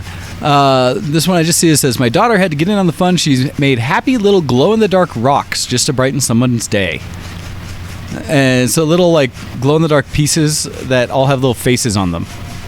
It's just people are making the silliest things. Now, the ones that are really Dragon Con centric, even though it's no longer applicable because they changed it out, there's a pattern that is very classic that comes from a carpet in the main hotel, the Marriott, that was this bright, like red, yellow, and blue design. And for years, it was so memorable that people had even made costumes based on it. One of the favorite I've seen is people had made essentially like camouflage suits that were in the exact pattern. And so if they would lay down on the carpet while in the con and basically disappear, do the hiding thing, and it was surprisingly effective. But so some people have copied that design and put it into like pins or other kind of baubles and things to grab hold of. It's weird how like something as simple as a carpet pattern can. It's just so much. It looks like somebody's made a bunch of little suit from Studio Ghibli. For all Studio Ghibli Spirited Away fans, I'll be giving away about 500 suit sprites on Saturday, possibly Sunday. It'll be in a Chihiro costume with a basket of them during and after the parade. So yeah, just looking around and all these fun things to be found where I didn't even knew these existed. And so now that I do, I'm going to be actively looking around to find them, trade, do things like that. I need to post in this today what my swag is, and kind of just tell people like, hey, come grab this and find me, and I will give you swag. So that's just a fun piece of it, amongst the other things I'm doing to try to prep for Dragon Con this week. So for me, costume-wise, I don't think I have a ton myself. Like I said, it's mostly cleaning up. I actually pulled everything down here so I can pull things out. I need to go get... see if anything needs to be washed, touched up. I do need to probably touch up my Mr. Satan boots. The coloring on the boots kind of flakes off because of the flexibility of it. I need to go acquire what beverages I'm going to be providing to the convention, because you need to bring your own. If you try to buy them there, they are very expensive because they know Dragon Con. Understandably, well, I can see why you want to every store around the con like doubles, if not triples, prices. It's almost like I'm buying alcohol in the UK. It's ridiculous. I like that. I mean, it is those kind of prices. I laugh about that because when I've recently gone out and hung out a few times, in fact, did a work function out recently where some of the friends or people I know from other countries, these were some Aussies, commenting on going out and saying, like, it is so easy to go out here in the States. Things are so cheap. And I was like, what? We're in Denver. It's not cheap. It's like, no. You don't understand. A night out drinking like this in Australia would be easily double, if not triple the cost. Yeah. And I'm just like, that's horrible. So yeah, basically, well, it's probably because Australia is so far away from like the rest of the first world, right? But it's also because it's because you don't say the Commonwealth, right? So far away from the Commonwealth. It's because you don't want to encourage those criminals. Well, it's also because they are a very conservative country, so drinking is seen as a very unchristian, non-conservative. What? Every Christian drinks. It's the blood of Christ and such. Anyhow. Yeah, but you're not supposed to down it. You're supposed to take a sip. How much, it depends. How much of Jesus do you want in you? So it's more that but I mean, it's just interesting to kind of hear that differences. And so going to Dragon Con, it's like my little tease of what it must be like. Like, I want to go be entertained and do these things, but I have to pay way too much for it. So why? So looking forward to that piece. Also with that, so 3D printed that. I have another commission, the helmet I'm working on. I have to do I ran into a challenge where the spool of filament I'm using fell apart, and the filament went everywhere, and in doing so, it got tangled. And you can't just undo it. It's so weird. It's got crossed over so many places and knots and such that I'm struggling figuring out how to use this filament still. I'm afraid I'm going to have to spend a weekend unspooling the whole thing to put it back together to save like me buying another $40 roll. Aww. But I may actually just buy another roll and start using it to finish this commission, and then go back and try to pull this one apart. I don't know. It's painful. It's so time consuming. Anyhow, so got that going. Anyway, that's all 3D prints. It's been surprisingly successful recently. Enjoying it, having a lot of fun with it. Beyond that, playing games-wise, Pokemon Go, still a big thing here and happy and fun for me. They're doing a special event through tomorrow? Through tomorrow, where Ho-Oh, the legendary bird, has come back and is in raids right now. Went out yesterday with La Campette as we were running around and did a quick couple raids with a whole group of people that post on social media that they're getting together. I think we ended up with 30-ish, somewhere around 30 people all getting together to do a couple raids, which makes it a lot easier to take down. I imagine it takes much quicker as well. Oh, much quicker. And so did a couple of those. We ran in packs for that. I do feel bad for the one neighborhood we went into where somebody has a gym basically right at the entrance to their street, which puts us right next to someone's house, because all of a sudden you had 20 cars show up, sit there for like 15 minutes, and then leave. Right? It's fun, but I can only imagine what they must think, or like, why does this keep happening every weekend? They probably know. I hope they would at this point, because, I mean, they're right there. They get cheat. They could take the gym over in a moment. Keep it theirs all day. But, so did that. I actually caught 2 Ho-Hos yesterday. Both of them amazing, and one of them shiny. Wow, well done. So, how rare are the shiny? So this time they were coming back actually a little more than not. And so I think they had a much higher opportunity to get shinies this time, because we were talking through the group, and each person was kind of saying after each one how many people got what.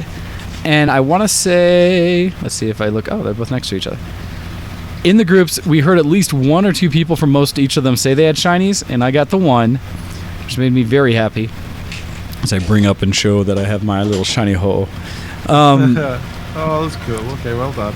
Yeah, nice and golden. But, so, I guess they were actually spawning pretty often by comparison to normal, just because it's a special event. So that ends tomorrow, and looking forward to kind of finishing that, or just got to play that some. And it's bad because La Campette messaged me today saying, like, hey, another raid's hitting at this time. I was like, gotta do the show. Sorry. Go amongst yourself. Go out. Go have fun, but I'm doing the show. And so, yeah. Thank you for doing the show and not going off and getting more shiny Ho-Ohs. It's been fun. I like all of the things that Niantic's been doing with Pokemon Go recently, and they keep updating and bringing more in. So that's been a lot of fun, and I've been playing it pretty much constantly. And I am, level 34 now? And yeah, about a 5th or 6th of the way through 34. So not anything, I haven't got close to 40 yet. That's the big one. But doing well enough that I'm pretty appreciative for how I've been playing. Again, keeps me interested, keeps me going. So that's been fun. Also, I guess the only other thing I've really been playing lately has been League of Legends.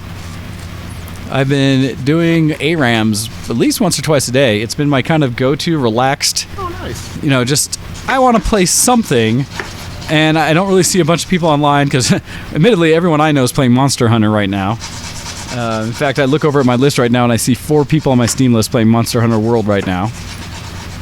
I have not picked that up because I know I couldn't dedicate enough time, and everyone's going to be so far past me, so I haven't even bothered. I'm still at lists and lists of older games I need to get a part of.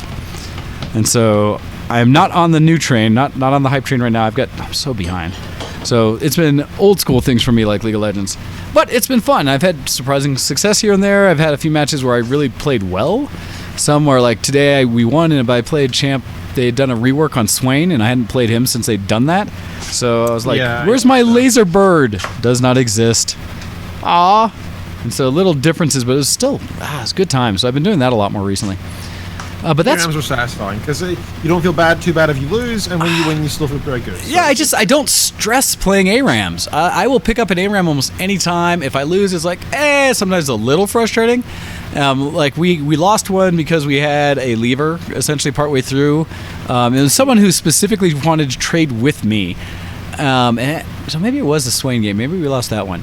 But it was one where they took Twisted Fate from me, which I was like, all right, fine. I like Twisted Fate, but no worries. And then like halfway through the match left. And I was just like, thanks. And I honestly think we would have won that one because we had good momentum. And then it was one of those ones where we were kind of doing why are we suddenly losing? And I look back and it was something where they disconnected because they didn't die and just not reconnect or something. They had disconnected partway and Twisted Fate had run back because it was missing health. And was just sitting there in the fountain like, thanks. I Thanks think for that. you can disconnect, the game will run you back if you're in the battlefield. Yeah, and that's what I mean. Disconnected in the middle of the match. It wasn't like a rage quit during a fight. I don't know. It was just like, come on, man. I mean, I've had it happen to me rarely, but it's still annoying. Like, yeah, I wish there was like a affiliating thing for the non-ranked games. You know? yeah, like, put me in advanced somebody's bot left, or just something, take right? over. Something. Yeah.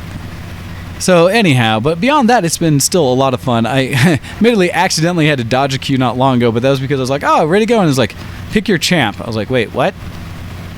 Pick my champ? Realizing I had accidentally just hit go. I thought I had hit ARAM, but I was on regular Summoner's Rift. No, that's fine, dude. Skipping champ select is it wasn't isn't the as bad worst as thing. quitting the game. Yeah, no, it wasn't the worst thing. I stopped it in time, but I was just like, I don't want to play this. No, that's stress. I just want to have fun. And so I went back to an ARAM. Girls just want to have fun, man. That is right. You remember that. So that's pretty much what I've been doing that's been tech related or geek related this week. I do have stories to bring up, and I do want to remind people, if you haven't seen yet, definitely check out 20 for T plays Symphony of the Night. You should see posts going up on the VTW front page for versustheworldproductions.com or vtw.productions.com. But check out that channel, 20 for D. It is very entertaining. Fun to kind of go through a full playthrough of Castlevania Symphony of the Night. Check that out. All right. Coming in, since double check again. Okay, no email. So I wanted to bring up what was, for me, a big bit of news this last week and hinted at in my little introduction with the Octil clip. But hey, everybody, Nvidia released new video cards. Or is at least announced, and will be out next month. What do you think? So, article here, this one from BGR. And there's a few comments in here. This one's kind of, I don't have the announcement ones, but it's saying, during its Gamescom's press conference, Nvidia introduced 3 new graphics cards and 1 new piece of jargon you're going to have to get used to. Raytracing. It's a new technique that Nvidia has now made possible in commercial-grade equipment, and while allows your graphics card to accurately model the behavior of light in real time. That may not sound like a big deal in the slightest, but it blows the doors wide open to the kind of visual effects that will take your breath away. Ray tracing allows the computer to work out how light would behave as it interacts with different surfaces and objects at all kinds of angles. The technology that most graphics card solutions currently use to create their model is called rasterization, and it simulates objects as a collection of polygons, works out interactions between those shapes, and then turns that into a pixel that gets displayed on your screen. Ray tracing, on the other hand, is much closer to how the 3D world actually works. It maps the path of light from all objects all the way to the camera view as each photon bounces off surface after surface. When it comes to creating realistic-looking computerized versions of the world, ray tracing is the holy grail. So, what happened? Nvidia came out on stage. They did, what, a 2-ish hour overall or more thing at Gamescom in Germany. This last week. In fact, it happened, Monday is when the announcement first hit.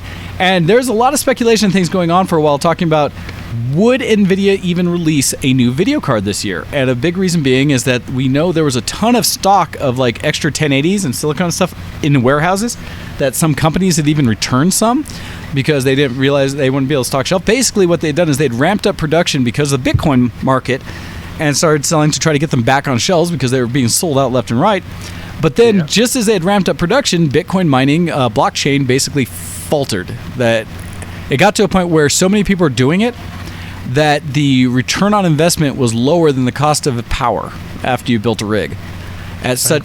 Which is at that point, it's done. It's no longer worth actually spending time doing it until someone finds a more efficient way to mine coins. And so once that happened, all of a sudden, video cards were on the shelves again, and the demand dropped significantly. In fact, all these miners started trying to sell their equipment as quick as they could to try to recoup some of the cost. Yep.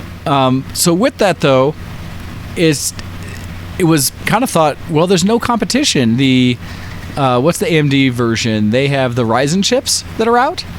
And while they are solid and good chips, they still, in some cases, were keeping up, but not necessarily beating the 1080 Ti's especially. But for the price point, the Ryzens were doing pretty good. But it still felt like there's just not going to be anything soon. And now AMD has announced that the Ryzen 2 is coming, but we don't have any specifics on it. So the fact that this suddenly happened was, what the heck? And it solely looked at, and they released an announcement of not just a new video card, but a new series of them, the 20 series video cards, the 20 RTX series. They announced 3 cards, the 2070, 2080, and already a 2080 Ti. And so kind of the top end of the market. Normally they would release with just like a 2070 and 2080, and a Ti would come later, but they're announced a Ti right off the bat. Now at the same time, these cards are not inexpensive.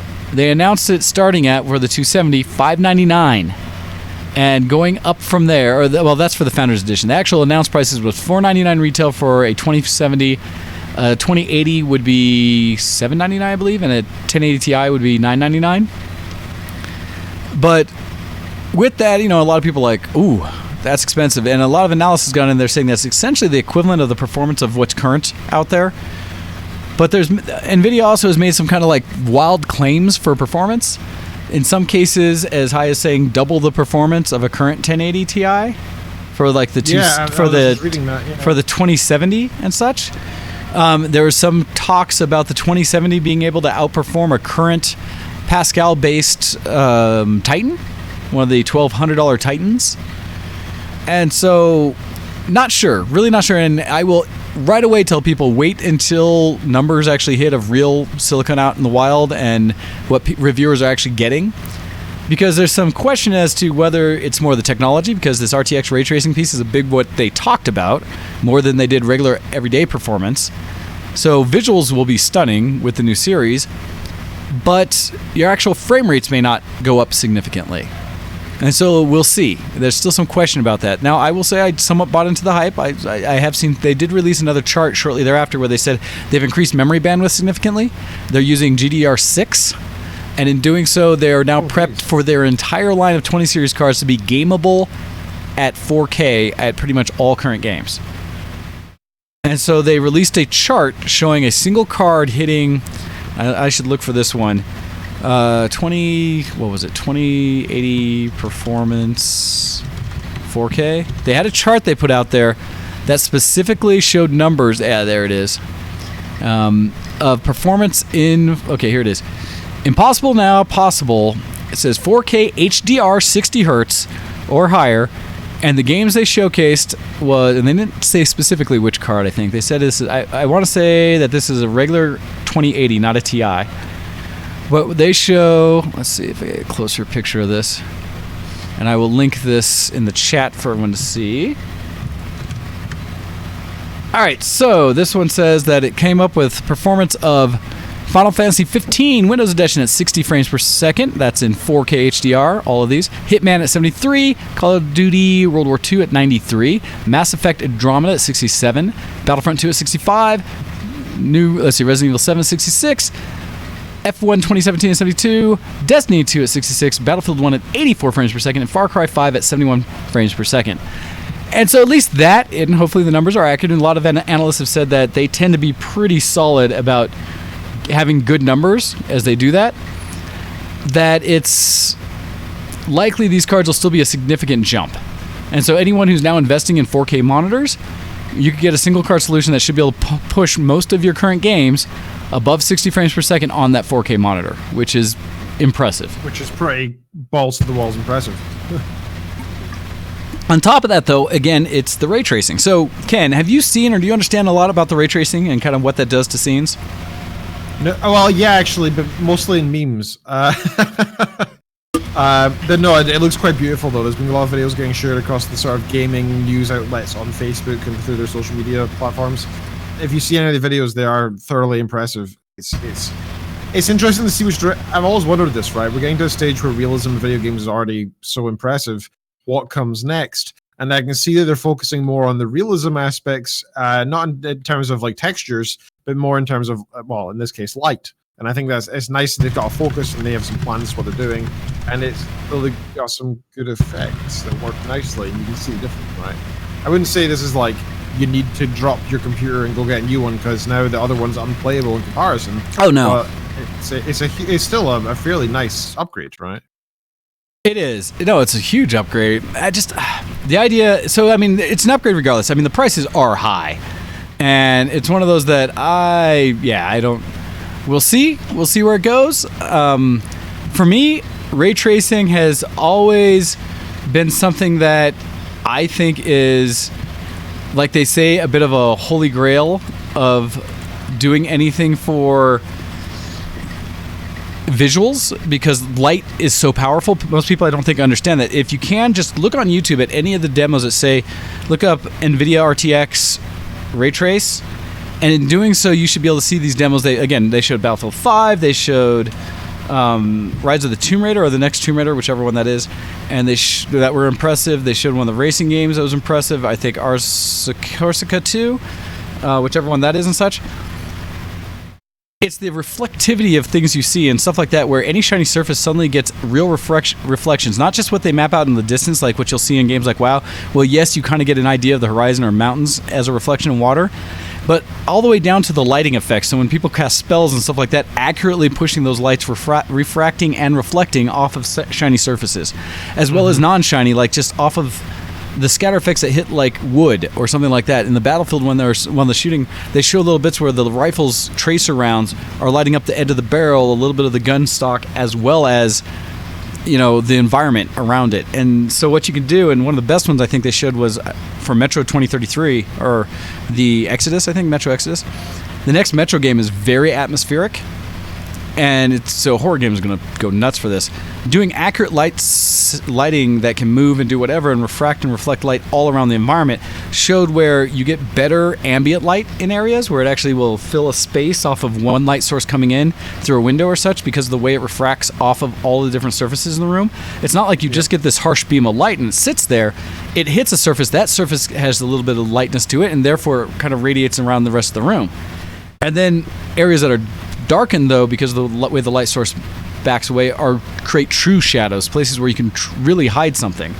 And so for me, that just is really impressive. And so I'm definitely going to be watching this. They announced it, and they said they are available for pre-order right now and will be available to receive on the 20th of next month is when they're going to start shipping. And so I'm keeping an eye on this and recommend the same if people are in the market for a new card. But the nice things about it is, again, this is also doing something where this should be pushing prices of technology down. Because I think almost immediately they showed almost $100 price drop in current generation 10 series cards. Because I mean, all those retailers who have bought the backup supply are cursing right now. Yeah, it's one that I don't know who knew. I mean, there's obviously some developers and people who did, because there's a list, because this is something where it's something that could be easily turned on in almost any game as long as the engine supports it. And really the difference is, instead of you building, although people will probably do both in order to support last generation cards as well, light maps and such that simulate good lighting, they're going to now just build materials and explain the physics of that material, what it is, and the RTX engine will figure out the lighting and be accurate about it. And so with that, at the announcement right now, there's 11 games that are going to be coming out here that support real-time ray tracing. And the nice thing is, these ones are not just some fringe. These are some of them are high-end. So there's Assetto Corsica Competizione, Battlefield 1, Atomic Heart, I don't know, Battlefield 5, which of course is big, Control, I don't know, Enlisted, I don't know, Justice, I don't know, GX3, I don't know, Mech Warriors 5 Mercenaries, which I really care about. That one should be great. Metro Exodus, which I care about. Project DH, I don't recognize either. And then Shadow of the Tomb Raider is another one that I'm just like, yes. That'll be gorgeous. Well, and I've seen some of the effects. So Shadow of the Tomb Raider, especially the ones from Metro, if you look at the Metro ones, the lighting and fog effects and stuff just look phenomenal. There's also games that are going to be supporting this other technology they announced, which is DLSS, which is dynamic or deep learning super sampling. So they got another set of chips they've stuck on the new 20 series that is specifically for deep learning. And you think deep learning in graphics, I don't understand. What they've done is well, in this case, the way they're applying is they've trained the engine on how to super sample, how to take a lower resolution representation of a scene and present it at a higher resolution to the screen itself. That's insane. What age do we live in? This is just magical. Well, and that's part of what they've said is, like, we are at a place where technology is leaping and really great, because admittedly you get limits on how fast you can get the performance of the cards themselves based on, you know, how small transistors you can make. But adding better engines that are able to process the information, present them, and perhaps do different kinds of conditioning on that data is still something that can be explored heavily. So it's what they're saying about crappy CSI scenes where they're like, oh, it's so blurry, can you enhance the image? And the guy's just like, yeah, enhance on it, enhance again. Yeah. Now I can see that face. In all honesty, that's what this is. Yeah, it kind of is, right? It really is. It's something that's been annoying to verify CSI's crappy technology. Well, it's been joked about for so long, but what this does is they've trained it, and the methodology is smart. They train it on a bunch of data sets where they give it actually a very high resolution image, the full like 4K, 8K image of something being rendered, and then they give it the 1080p image, and they tell the computer system, the learning system, that those are the same image. And the system then tries to learn and figure out how to interpolate data to get from the low resolution to the highest resolution image. And they feed it, the nice thing with digital content is you can feed it as many scenes as you want. I mean, you could just keep generating scenes. You can literally play through a game and have it capture every image, every frame from it, and do that with it.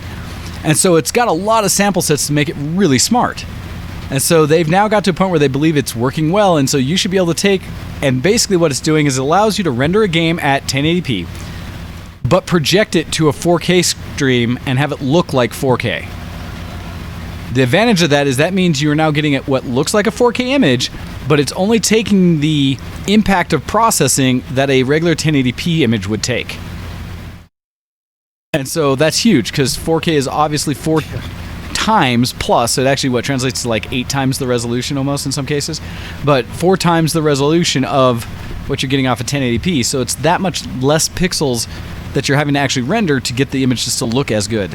So they have a bunch of titles that they say are going to allow this, like Ark Survival Evolved, Atomic Heart, Dauntless, Final Fantasy 15. What are some of the ones that other ones might care about? Again, MechWarrior 5, Battleground, or PlayerUnknown Battleground, Serious Sam 4, yeah, just all these ones. This newer game, We Happy Few, that I actually really want to check out. So it's nice to see they already have support for this, and it's not like you're going to be buying technology that you're not going to see any benefit from for however far down the road. So all of that together. So I think that, and then the last article I have talking about in general is just saying that don't worry, lower price ones are coming. The Founders Edition ones were each $100 to $200 more than what they said is retail. But this does leave them room to make a 2060 and 2050. And like I said, as these come out, we're starting to see current price things dropping significantly. So keep an eye out. And this is where I said for you, Ken, if you're looking at buying something that's based off current technology, you may see a much lower price in the next month or two. Well, that's what I'm thinking about, right? Like, I don't think I need to necessarily go top end, work on a 4K monitor type stuff. I'd be quite happy with something that can run WoW and League, like that, and Hearthstone. That's really the games that I played, right? True. If I can do that, I'd be happy. Well, so right now, the way it is today, if you could get into a laptop that has a 1060 in it, you're going to be happy. That is a solid gaming card. It plays Overwatch. It plays, all of League of Legends stuff like that, like no problem. It play WoW at max and stuff like that. So you'd be totally happy. Now the advantage is you keep looking, and again, a month from now, maybe two, and like by the time you maybe walk this direction, Ken, or come out for your Kitten Features time, to be able to have something you could just pick up at a store that might have even a 1070 or 1080 in it. That'd be awesome. Right? Would be brilliant for a laptop second for way less than $1,000. So just something to keep out there for everybody. We're about to get closer to a good time in hardware for gaming again for PC. Also, just with this tech as a whole, we'll see how it translates further. Will it end up in new consoles and stuff like that? Hard to say. There's rumors out there of other things coming in that Nintendo's working on a 4K version of the Switch. There's, ideas that always Microsoft and Sony are looking at what they're going to do next. Things like that. And one other thing for me is with this RTX, it does sound like it's a separate chip on the card, but I'm wondering if some of the techniques will still be applicable for older systems. Like if there's some way to pseudo RTX on a 1080 or something on a game that doesn't require the full power of the card. So I wouldn't be surprised if that sort of thing came available, if not now, then eventually. I got lots of thoughts and ideas about the whole thing, and I'll be curious to see what ends up happening. So all that going that way. Thoughts about you, Ken, in general, to just anyone about the whole tech part of this. I know it's hardware, not everybody's in the market to buy new stuff, but I am always happy to hear, especially when new concepts in tech come out that help us as gamers. I just think it's just cool as hell. to be blunt, I just think this was really neat that this sort of stuff's still coming out. I love, like I said, I'm sort of flabbergasted that we're still progressing graphically year on year. It's not as if we've come to a dead end and that's it done. It's still coming. It's not just going into the kind of gimmicky external things like you having goggles attached to your face and all that.